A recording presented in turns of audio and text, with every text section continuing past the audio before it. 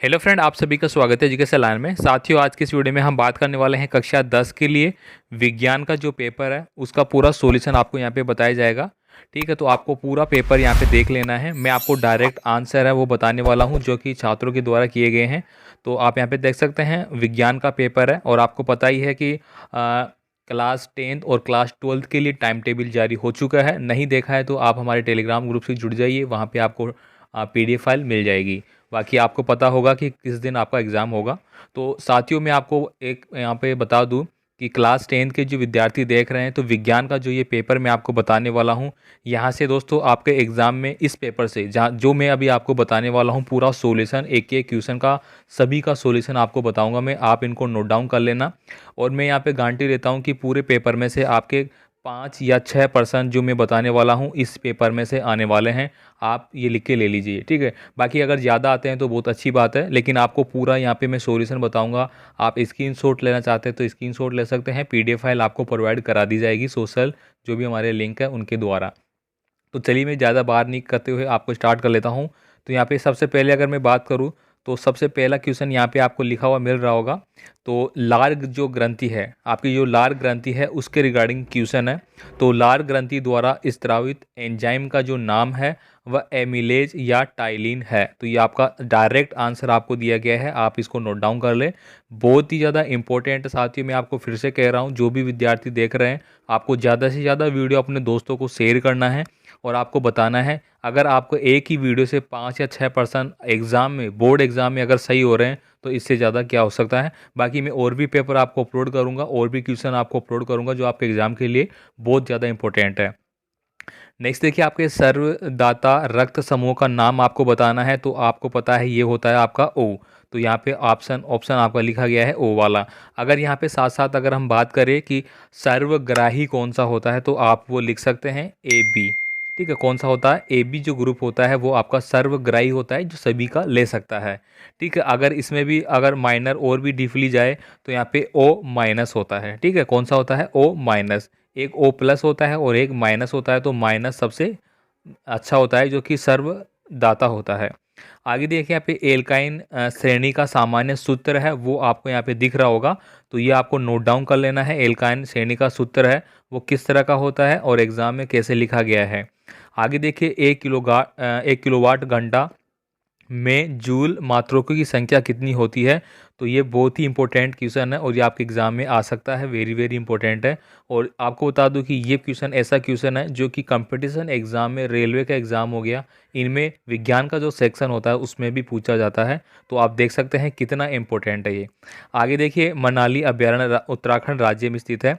तो ये भी आप ध्यान रखें कि मनाली जो अभ्यारण्य है वो कहाँ पे स्थित है। तो ये आपके उत्तराखंड राज्य में स्थित है। तो ये आपका करेक्ट आंसर यहाँ पे हो जाता है। आगे देखिए, यहाँ पे आगे की बात करूंगा मैं, खरीफ की एक फसल का नाम लिखना है। तो यहाँ पे खरीफ की एक फसल कौन सी हो जाती है आपकी, चावल। आपको खरीफ की और रबी की फसल तो याद कर लेना है 100%, 101% यहाँ से आपका पर्सन आएगा। या तो खरीफ की फसल पूछ लेगा या रबी की फसल पूछ लेगा। अब यहाँ पे मैं थोड़ा सा आपको और एक्सप्लेन कर देता हूँ कि खरीफ की जो फसल है और रबी की जो फसल है उनके बारे में। साथियों, आपको बता दूं कि फ़िलहाल रबी की फसल की कटाई आने वाली है मार्च में। और रबी की फसल है वो कब बोई जाती है, तो वह बोई जाती है, अब मैं सबसे पहले बात कर रहा हूँ आपकी रबी की फसल के बारे में। तो रबी की फसल अक्टूबर और नवंबर के आसपास बोई जाती है। और इसकी कटाई कब होती है, कटाई की बात करूँ मैं यहाँ पे, तो मार्च और अप्रैल के आसपास इसकी कटाई शुरू हो जाती है। ये तो मैंने रबी की बता दिया। अब यहाँ पे मैं बात करता हूँ खरीफ की फसल। तो खरीफ की फसल जो यहाँ पे लिखा गई है, इसकी जो अभी बुआई है वो आपकी मार्च अप्रैल के आसपास होगी और कटाई आगे होगी जुलाई अगस्त के आसपास। ठीक है, आप इस चीज़ का ध्यान रखें। आगे देखिए, यहाँ पे विश्व में जैव विविधता के कुल 34 तप्त स्थल है। ठीक है, 34 टोटल है। तो ये आपको बता दूं कि ये चेंज हो गए हैं, इसको आप मत पढ़े, ये बढ़ गए हैं अभी, मतलब ये लगभग 42 हो गए हैं। ठीक है, तो इसको आप छोड़ दीजिए। आगे देखिए, रक्तचाप मापन वाले यंत्र का नाम लिखिए। तो ये बहुत ही इंपॉर्टेंट हो गया आपका, इसका नाम आप यहाँ पे देख लीजिए। ठीक है, स्फाइग्नोमेमोमीटर आपका रक्तचाप जो यानी कि रक्त दाब आपका जो होता है, जो ब्लड प्रेशर होता है उसको मापने का काम आता है। आगे देखिए, माँ के दूध में पाए जाने वाला प्रतिरक्षी कौन सा है। तो ये भी इंपॉर्टेंट है, इसका आंसर आपको यहाँ पे दिखा हुआ मिल रहा होगा, लिखा हुआ भी है। आगे देखिए गर्भ रक्ताणु कोरकता रोग के उपचार में कोहरम प्रतिरक्षी AIG के टीके का उपयोग किया जाता है। इसके बाद देखिए यहाँ पे आपको R=A/A दिया गया है, मतलब ये किस चीज़ को डिनोट कर रहा है, किसी भी पदार्थ का जो प्रतिरोध है वो उसके अनुप्रस्थ काट क्षेत्रफल के व्युत्क्रमानुपाती होता है। ये तो आपने ऑलरेडी पढ़ा है और उसी फॉर्मूले का यहाँ पे जनरेट किया गया है, उसी फॉर्मूले को यहाँ पे एक्सप्लेन किया गया है किस तरह से आपका फॉर्मूला है वो होता है। ठीक है, ये यहाँ पे लिखा गया है R समानुपाती 1/A। ए यहाँ पे होता है अनुप्रस्थ काट का क्षेत्रफल, आर है आपका प्रतिरोध। और इसका बहुत ही सुंदर आंसर आपको यहाँ पे दिया गया है छात्र के द्वारा, तो आप इसको देख लीजिए। आगे देखिए सेक्शन बी के अकॉर्डिंग जो क्वेश्चन थे उनके आंसर मैं आपको बता दूं। पृथ्वी की आंतरिक विवर्तनीय शक्तियाँ कौन कौन सी है, तो आप इनका आंसर यहाँ पे देख सकते हैं भली प्रकार से। साथियों मैं आपसे रिक्वेस्ट करूँगा, चैनल पर आप नए हैं तो प्लीज़ चैनल को आप सब्सक्राइब करें, वीडियो को फटाफट लाइक कर दे और दोस्तों को तो ज़्यादा से ज़्यादा शेयर जरूर करें। आगे देखिए यहाँ पे मैं अगला क्वेश्चन की बात करता हूँ ज्वालामुखी के बारे में। इसी क्वेश्चन का ये आंसर ज्वालामुखी दिया गया है। यहाँ पे क्या होता है, किस प्रकार से ये उत्पन्न होता है और किस तरह से इसकी प्रक्रिया होती है, ये आपको पूरा बताया गया है। इसके बाद देखिए भूकंप, तो यहाँ पे ज्वालामुखी और भूकंप बहुत ही इंपॉर्टेंट है। भूकंप का तो मेरे ख्याल से आपका एग्जाम में क्वेश्चन आ सकता है, इसको आप 100% याद करें, ये पूरा देखिए। इसके बाद बात करूंगा यहाँ पे मृत जीवों के अवशेषों को जीवाश्म कहते हैं। 13 नंबर का क्वेश्चन है, इसका आंसर आपको दिया गया है कि जीवाश्म किसे कहते हैं, ये क्वेश्चन है। तो ये पूरा आंसर आपको यहाँ पे दिया गया है। रेडियो कार्बन डेटिंग द्वारा जीवाश्मों की आयु ज्ञात की जाती है, ये भी यहाँ पे लिखा गया है। ठीक है, इसके बाद देखिए यहाँ पे मानव शरीर में वर्तमान समय में परकोशिका का अक्ल दाढ़ का उपयोग नहीं होने के कारण ये अवशेषांग कहलाते हैं। इसके बाद देखिए यहाँ पे 14 नंबर का क्वेश्चन है, भारत का प्रथम अंतरिक्ष यान 1972 में छोड़ा गया था जो कि पायोनियर 10 था। भारत द्वारा छोड़े गए उपग्रहों का महत्व यहाँ पे आपको लिखा हुआ मिल रहा होगा, आप इनको पढ़े। बहुत ही अच्छा यहाँ पे जवाब दिया गया है, आप इनको सबको पढ़ सकते हैं। बाकी इसका PDF फाइल आपको मिल जाएगा, आप हमें फेसबुक और टेलीग्राम और इंस्टाग्राम, हमारी वेबसाइट है, सबके थ्रू आप हमें ज्वाइन कर सकते हैं। इन सभी का लिंक दोस्तों आपको चैनल का जो अबाउट सेक्शन है, आप चैनल के अबाउट सेक्शन में जाएंगे तो लास्ट में आपको सभी का लिंक मिल जाएगा, वहाँ पे प्रत्येक जो जो हमारे थ्रू प्रोवाइड कराए जा रहे हैं। आगे देखिए यहाँ पे श्वसन विश्लेषण यंत्र द्वारा रक्त में पाए जाने वाले एल्कोहल की मात्रा की जांच की जाती है। यानी कि यहाँ पे ये पूछा गया है कि एल्कोहल की मात्रा की जांच वो किस प्रकार से किया जाता है, तो इसका आंसर आपको यहाँ पे दिया गया है। सड़क सुरक्षा के बिंदुओं के बारे में पूछा गया है। ये क्वेश्चन मैं आपको बता दूं कि काफ़ी इंपॉर्टेंट है। कौन सा, सड़क सुरक्षा वाला, आप इसको अच्छे से पढ़े। इसके बाद देखिए यहाँ पे पूरा यहाँ पे लिखा गया है किस तरह से आपको आंसर करना है, सारा बहुत ही अच्छे तरीके से लिखा गया है। आगे हम बात करेंगे यहाँ पे विषाणु जनित रोग, ये काफ़ी इंपॉर्टेंट हो गया आपका विषाणु जनित रोग वाला, वेरी वेरी इंपॉर्टेंट है। यहाँ पे देखिए हेपेटाइटिस यानी पीलिया और फ्लू, दो रोगों के बारे में बताया गया है। इसके साथ ही तंबाकू में पाए जाने वाला एल्काइड होता है, उसको अपन निकोटेन बोलते हैं। यहाँ पे देखिए तंबाकू से होने वाली जो हानियाँ हैं वो यहाँ पे बताया गया है, आप इसको पूरा पढ़े, क्या सेवन करने से क्या कुछ हो सकता है। इसके बाद देखिए यहाँ पे धनात्मक उत्प्रेरक और ऋणात्मक उत्प्रेरक जो है उनका आंसर आपको यहाँ पे मिलता है, कैसा क्या होता है। यहाँ पे देखिए कि वह उत्प्रेरक जो अभिक्रिया के वेग को बढ़ा देते हैं उनको धनात्मक उत्प्रेरक कहते हैं, और ये वेग को क्या कर देते हैं, कम कर देते हैं। ये लाइन तो बहुत ही ज़्यादा इंपॉर्टेंट है फर्स्ट ये, और आपको याद भी होगी, सबसे पहले ये याद अच्छी तरह से हो जाती है। इसके बाद देखिए यहाँ पे एक अभिक्रिया भी यहाँ पे बताई गई है, आप इनको देखें। और इसके बाद देखिए वह है उसमें अपघटन किसको बोलते हैं और विद्युत अपघटन किसको बोलते हैं। वेरी वेरी इंपॉर्टेंट है पूरा क्वेश्चन पेपर, इसको आप देखें। इसके बाद इसकी अभिक्रिया आपको दी गई है संकलन अभिक्रिया और विस्थापन अभिक्रिया। इनमें विस्थापन अभिक्रिया और संकलन अभिक्रिया इंपॉर्टेंट है, आप इनको पढ़े। यहाँ पे आपको पूरा सॉल्यूशन दिया जा रहा है। साथियों आप बता दूं कि मैं आपके जो रियल पेपर है एग्जाम के वो भी आपको मैं प्रोवाइड करा दूंगा चैनल पे। आप हमसे जुड़ जाइए टेलीग्राम से, वहाँ पे प्रत्येक इन्फॉर्मेशन आपको मिल जाएगी। ठीक है, उसका लिंक आपको डिस्क्रिप्शन बॉक्स में मिल जाएगा। अब यहाँ पे देखिए झूम खेती, ठीक है, झूम खेती आपकी अर्धवार्षिक परीक्षा में प्रश्न आ चुका है शायद, आप इसको अच्छे से ध्यान रखें। अब यहाँ पे बात करेंगे झूम खेती भारतीय आदिवासी लोगों द्वारा की जाती है। इस प्रकार की कृषि में किसी क्षेत्र विशेष फसल को जलाकर नष्ट कर दिया जाता है। ठीक है, ये यहाँ पे पूरा विवरण किया गया है। आगे मैं बात करूँगा मिसाइल मैन के नाम से डॉक्टर APJ अब्दुल कलाम को जाना जाता है। तो मिसाइल मैन के बारे में पूछा गया है, ये कौन है क्या है, तो यहाँ पे पूरा विवरण आपको मिलता है। आगे देखिए यहाँ पे 20 नंबर का क्वेश्चन आपसे पूछा गया था। यहाँ पे कुछ जैसे प्रोपीन हो गया, ब्यूटेन हो गया, क्लोरोब्यूटेन हो गया, इनका यहाँ पे फॉर्मूला आपको बताया गया है। ठीक है, ये फॉर्मूला आप अच्छे से देखें किस तरह से लिखा जाता है। अगर मैं यहाँ पे बात करूँ तो CH3 आपको दिया गया है, यहाँ पे H⁻³ भी दिया गया है, यानी कि जो कार्बन के तत्व कितने हैं, ठीक है, और आपके हाइड्रोजन के तत्व कितने हैं वो सब आपको यहाँ पे दिया गया है। चलिए आगे मैं बात करता हूँ अपशिष्ट किसे बोलते हैं। बहुत ही ज़्यादा इंपॉर्टेंट है अगर मैं वर्तमान की बात करूँ, क्योंकि स्वच्छ भारत मिशन के अकॉर्डिंग बहुत सारी इंपॉर्टेंट बातें होती है इसमें, जो कि आपको अपशिष्ट पदार्थ है, जो आपका कचरा है उसको आपको किस तरह से फेंकना है, क्या कुछ, तो यहाँ पे बताया गया है अपशिष्ट के बारे में क्या होता है। इसके बाद हम बात करेंगे भूमि भराव किसको बोलेंगे, ये आपको दिया गया है। चलिए आगे देखते हैं यहाँ पे बस कर्मीकरण किसे करेंगे, यहाँ पे ये इतना इंपॉर्टेंट नहीं है। ये देखिए साथियों बहुत ही ज़्यादा इंपॉर्टेंट आपका ये क्वेश्चन, रेशम कीट के लार्वा का नाम आपको बताना है जो कि केटर फिलर होता है। अब यहाँ पे मधुमक्खी पालन के होने वाले दो उत्पाद है वो बताने हैं आपको, शहद और मधुमोम। मधुमक्खी पालन करेंगे तो आप सबसे मोटा आपको क्या करना है, शहद आप प्राप्त करने के उद्देश्य से करेंगे, मधुमोम जो होती है वो प्राप्त करने के उद्देश्य से करेंगे। ये यहाँ पे पूरा विवरण इसको दिया गया है। रेशम कीट द्वारा रेशम के धागे का निर्माण, यानी कि रेशम का कीट जो के द्वारा जो रेशम कीट के धागे का निर्माण वो कैसे होता है, तो ये आपको यहाँ पे एक्सप्लेन किया गया है बहुत ही अच्छे तरीके से। ठीक है, इसको क्या बोला जाता है ये सब कुछ यहाँ पे लिखा गया है। साथियों बार बार आपसे बस एक ही रिक्वेस्ट होगी, प्लीज़ चैनल को सब्सक्राइब करके हमें सपोर्ट करें ताकि हम लगातार आपके लिए मेहनत करें और आपको बेस्ट जो वीडियो है प्रोवाइड कराइए आपके एग्ज़ाम की दृष्टि से मोस्ट इंपॉर्टेंट क्वेश्चनों का आंसर के साथ, ताकि आपके एग्ज़ाम में आप बहुत ही अच्छे से कंडक्ट करें और आप अच्छे विद्यार्थी के रूप में अच्छे अंक प्राप्त करें, ये हमारी आशा रहती है। ठीक है, और आपको एजुकेशन लाइन की तरफ से आपको बिल्कुल ऑथेंटिक और बिल्कुल अच्छे पेपर प्रोवाइड कराए जाते हैं। ठीक है, तो आप सभी देखें, अपने आपके परिवार में आसपास में कोई भी आपका परिचित है तो आप हम उनको ज्वाइन करने के लिए बोल सकते हैं। यहाँ पे देखिए व्युत्क्रम संरक्षण संकरण किसको बोलते हैं, इसका आंसर दिया गया है F1PD का प्रभावी समयुग्मी जनक किसका संकरण के बारे में बताना है। ये काफ़ी इंपॉर्टेंट है, ठीक है, इसको आपको पढ़ना है। अब दोस्तों यहाँ पे कुछ आपके चैप्टर डिलीट हो गए हैं, यानी कि आपका 30% सिलेबस है वो रिड्यूस कर दिया गया है।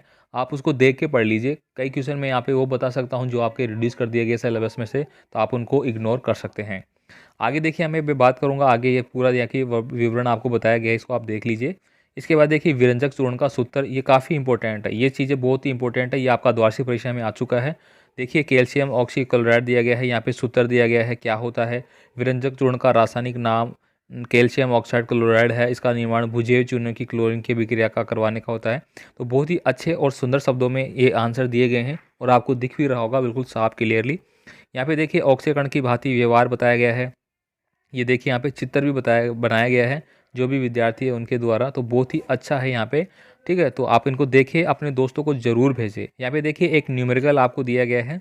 न्यूमेरिकल की मैं बात करूँ तो विद्युत धारा का मान यहाँ पे दिया गया है, विद्युत विभव का दिया गया है और प्रतिरोध का मान आपको ज्ञात करना है। तो साथियों इसका फॉर्मूला आपको अच्छे से याद करना है, V = आपका IR होता है। अब यहाँ पे R आपसे पूछा गया तो R आपने यहाँ पे लिखा तो V/I हो गया। अब V का मान आपको 2 दिया गया है और I का मान आपको दिया गया है। यहाँ पे देखिए पूरा यहाँ पे एक्सप्लेन भी किया गया है। मैं अगर आपको बता दूँ तो R = क्या है, 2 आपको दिया गया है और 0.50 यहाँ पे दिया गया है। इसको हटाया तो मैंने यहाँ पे 0 लिख लिया। अब 0 को 0 से काट दिया यहाँ पे, तो 2/5 ये 0 अपन ने हटाया, यहाँ पे 2 0 आ जाएगी, तो इसको 0 से काटा तो 5 चौक 20। ठीक है, तो 4 आपका प्रतिरोध आ गया, 4 ओम का प्रतिरोध आ गया। यहाँ पे यूनिट भी अच्छी तरीके से लिखी गई है। ये देखिए यहाँ पे जो साइन लिखा गया है इस तरह से, ये ओम का साइन होता है, या आप इसे लिख भी सकते हैं ओम। तो बहुत ही अच्छा है यहाँ पे। चलिए आगे बात करते हैं विद्युत धारा। यहाँ पे अगला एक और न्यूमेरिकल आपको दिया गया है, यहाँ पे भी आपको प्रतिरोध ज्ञात करना है उसी तरीके से। यहाँ पे देखिए और दिए गए हैं, मैं स्लाइड करके बता देता हूँ आपको। आगे देखिए 26 नंबर का क्वेश्चन है। यहाँ पे द्रव्यमान दिया गया है, प्रारंभिक वेग दिया गया है, आवेग दिया गया है, तो गतिज ऊर्जा आपको ज्ञात करनी है। गतिज ऊर्जा का क्वेश्चन और स्थितिज ऊर्जा का क्वेश्चन आपको 100% एग्जाम में देखने को मिलेगा, एक ना एक। तो गतिज ऊर्जा के लिए देखिए 1/2, ठीक है, एम और क्या हो गया V² - V² यहाँ पे दिया गया है, यानी कि Km² जो होता है वो फॉर्मूला यहाँ पे अप्लाई किया गया है। आगे देखिए यहाँ पे पूरा क्वेश्चन आप देख लीजिए। ये देखिए स्थितिज ऊर्जा का क्वेश्चन भी आपको मिल ही गया, अभी भी मैंने बोला ही है। ठीक है, तो आपको प्रत्येक क्वेश्चन देख लेना है। अब मैं आगे बात करूँ यहाँ पे आनुवांशिक विविधता क्या होती है, ये आप देखिए। ये वेरी वेरी इंपॉर्टेंट क्वेश्चन है आनुवांशिकता वाला, इसको आप अच्छे से पढ़ें। बाकी आप चैनल को सब्सक्राइब करके रखें। साथियों, आपको पूरी तरह से पूरा जितना डेडिकेट हो उतना हम आपको यहाँ पे एक्सप्लेन कर रहे हैं, पेपर किस तरह का पेपर होगा, क्वेश्चन आंसर आपको यहाँ पे प्रोवाइड किए जा रहे हैं। तो प्लीज़ यार सब्सक्राइब कर लीजिए और लाइक तो कर ही दीजिए। बाकी आपका जो भी प्यारा सा कमेंट है आप कमेंट भी करें, कमेंट करते ही नहीं है। अगर 50 जने भी देख रहे हैं वीडियो को तो 50 में से मुश्किल से 1 या 2 कमेंट करते हैं। तो कमेंट करें यार, तभी मुझे पता लगेगा आपको क्या चाहिए। यहाँ पे देखिए जैव विविधता पर संकट के कारण ये दिया गया अंधविश्वास और अज्ञानता हो गया यहाँ पे। इसके बाद देखिए सेक्शन डी आपका दिया गया है, ये काफ़ी इंपॉर्टेंट है। मादाओं में प्राथमिक लैंगिक अंग अंडाशय होता है, इसके बारे में यहाँ पे बताया गया है कि मादाओं में जो प्राथमिक लैंगिक अंग है वो क्या होता है, वो अंडाशय होता है। इसके बारे में पूरा यहाँ पे बताया गया है। युग्मन जनज होता है वो यहाँ पे आप देखिए। इसके बाद मैं पूरा पेपर यहाँ पे देखिए बता रहा हूँ आपको, निषेचन की प्रक्रिया कैसे होती है यहाँ पे पूरा एक्सप्लेन किया गया है। कैसे निषेचन होता है, कैसे शुक्राणु अंडाणु का निर्माण होता है, कैसे भ्रूण का निर्माण होकर उसमें परिवर्तन हो जाता है। आगे देखिए यहाँ पे सचित्र वर्णन किया गया है जो कि बहुत ही शानदार है। ठीक है, आप इसको देख लीजिए, बहुत ही अच्छा है। आप इसको नोट डाउन करना चाहें नोट डाउन कर सकते हैं, स्क्रीनशॉट ले सकते हैं। इसके बाद देखिए आवर्त सारणी। आवर्त सारणी का दोस्तों मैं आपको बता दूं कि आपके 2 क्वेश्चन आपके आ सकते हैं, एक ऑब्जेक्टिव में भी आ सकता है और बड़े में भी आ सकता है। तो आप दोनों पेपर क्वेश्चन अच्छे से देखें। यहाँ पे देखिए पूरा बताया गया आपको किस तरह से है। आगे मैं बात करूँ तो परमाणु और परमाणु के इलेक्ट्रॉन ग्रहण होता है तो ऋणात्मक क्या होता है, धनात्मक क्या होता है, ये यहाँ पे बताया गया है। यहाँ पे देखिए पूरा एक्सप्लेन किया गया है। इसके बाद देखिए सूर्योदय के कुछ समय पहले सूर्यास्त के कुछ समय पश्चात तक सूर्य दिखाई देता है, ऐसा अपवर्तन के कारण होता है। मतलब सूर्य अस्त हो चुका है या सूर्य उदय हो चुका है, उसके कारण भी हमें हल्का हल्का आपने देखा होगा कि अगर मैं इस तरह से बात करूँ, ये मान लीजिए सूर्य है और इसकी दोस्तों इस तरह से लालिमाएँ आपको दिखाई देगी थोड़ी थोड़ी। ठीक है, तो वही यहाँ पे बताया गया है कि वो किस तरह से दिखाई देती है, तो वो प्रकाश के अपवर्तन के कारण दिखाई देता है। ठीक है, पृथ्वी के चारों ओर वायु की परत पाई जाती है जिसे वायुमंडल कहते हैं। जैसे जैसे पृथ्वी से ऊपर ओर जाते हैं तो वायु की परत विरल हो जाती है। तो यहाँ पे वायुमंडल के बारे में बताया गया है। यहाँ पे देखिए वायुमंडल का सचित्र वर्णन किया गया है। ठीक है, आप इसको देख लीजिए अच्छे से, बहुत ही अच्छा सुंदर जवाब है यहाँ पे। इसके बाद देखिए यहाँ पे जब श्वेत प्रकाश की किरण प्रिज्म से होकर गुजरती है तो 7 रंगों में विभक्त हो जाती है। आपने पढ़ा है कि इसको अपन बोलते हैं क्या, विप विप ग्रो जैसे बोलते हैं ना अपन शॉर्ट में, जिसमें कौन कौन से होते हैं, इसको अपन डिफ्रैक्शन बोलते हैं। ठीक है, जो आपका 7 कलर जो 7 कलर यानी कि वाइट लाइट जो सोर्स है वो 7 कलर में डिफ्रैक्शन होता है। अगर मैं बात करूँ यहाँ पे मैं प्रिज्म रख देता हूँ, मान लीजिए इस तरह से आपका प्रिज्म रख दिया गया है। अब ये वाइट लाइट आ रही है तो वो इस तरह से विभक्त हो जाएगी आपकी 7 कलर में, इस दोनों तरफ में। ठीक है, आप यहाँ पे देखिए ये बनाया गया सचित्र वर्णन। और दोस्तों अगर आप टेक्निकल कोर्स लेते हैं, इंजीनियरिंग फील्ड में जाते हैं तो आपको ये प्रैक्टिकल अच्छे से करवाया जाता है। ठीक है, फर्स्ट ईयर में। ठीक है, तो आप इसको देख लिए। यहाँ पे देखिए सबसे कम बैंगनी, फिर नीला, फिर आसमानी, फिर हरा, फिर लाल, ये सारा यहाँ पे दिया गया है आपको। ठीक है, इसके बाद हम बात करेंगे, पूरा यहाँ पे समझाया गया है, आप इसको देख लीजिए, ये यहाँ पे देखिए। ठीक है, तो यहाँ पे पूरा समाप्त हो गया। विद्यार्थी ने बहुत अच्छे तरीके से लिखा है। तो दोस्तों आई होप कि आपको अच्छे से पूरा पेपर समझ में आ चुका होगा जो मैंने आपको यहाँ पे बता दिया है। और आपको मैंने फिर यहाँ से गारंटी ली है कि 5 से 6% आपके एग्ज़ाम में आएंगे। जो आपका ये वाला क्वेश्चन है V = IR, ये तो आएगा ही आएगा। ठीक है, तो प्लीज़ साथियों चैनल को सब्सक्राइब कर लीजिए, वीडियो को लाइक कर दीजिए। बाकी और भी पेपर है जो आपके मोस्टली है मैं आपको प्रोवाइड करा दूंगा सॉल्यूशन के साथ। ठीक है, तो मिलते हैं नए पेपर के साथ नई वीडियो में। कमेंट ज़रूर करें, वीडियो को लाइक कर दीजिए और दोस्तों को शेयर दबा के कर दीजिए।